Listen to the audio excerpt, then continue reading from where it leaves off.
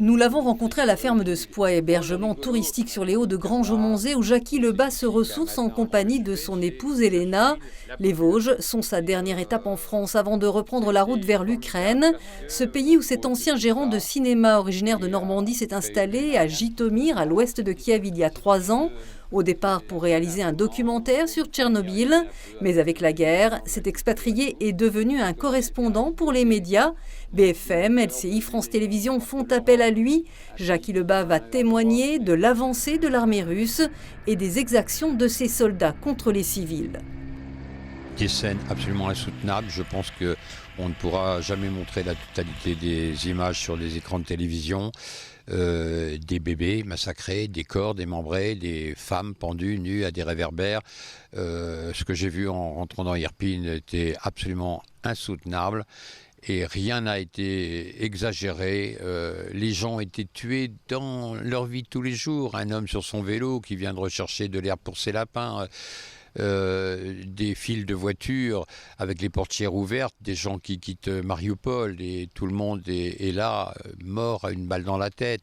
C'est absolument incompréhensible et c'est très choquant d'attendre les preuves d'un holocauste quand on est sur place et qu'on voit tout ça.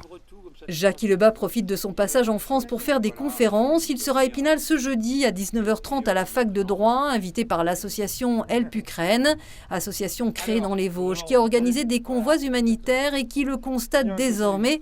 Les civils déplacés, une fois les Russes partis, n'ont qu'une envie, revenir au pays. Le problème, c'est que personne ne s'imaginait que la situation allait s'inscrire dans le temps. Et bien sûr, il fallait fuir face à une situation d'urgence, mais il y a un enracinement, une volonté de revenir au pays, quoi qu'il se passe, et maintenant, quoi qu'il en coûte.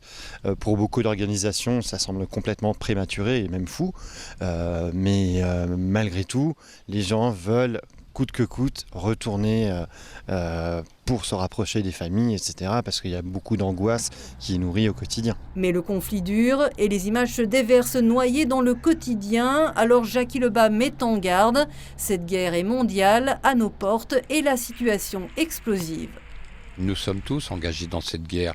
Des militaires seraient peut-être pas d'accord avec moi quand je dis qu'on est déjà dans cette 3e guerre mondiale. Cependant, moi je vois les tranchées qui se font en Estonie, en Lettonie. Je vois le problème de la Finlande avec sa relation avec la Russie et l'électricité. Je vois tout qui se dégrade. Je vois l'armée américaine qui est arrivée en Roumanie. Et si on touche à la Roumanie, c'est l'Europe. Je vois la Moldavie. On égratigne ses frontières. On a l'impression que ce monstre veut jouer aussi avec ses nouveaux jouets. Alors c'est très facile, vous savez, comme dans un jeu du bout de la mer Noire, d'appuyer sur un bouton pour envoyer des missiles à 1000 km. C'est une guerre lâche, mais heureusement, c'est une guerre qui est bien différente de celle du passé. C'est qu'il y a les médias, il y a un véritable travail d'information qui se fait. Et pour le septuagénaire, les médias jouent un rôle essentiel pour que l'on n'oublie pas son pays d'adoption, l'Ukraine qui veut croire à son avenir. Alors il vient de sortir ce livre, Le Temps, préfacé par la reporter de guerre Dorothée Oliéric, sur l'Ukraine d'hier et de demain.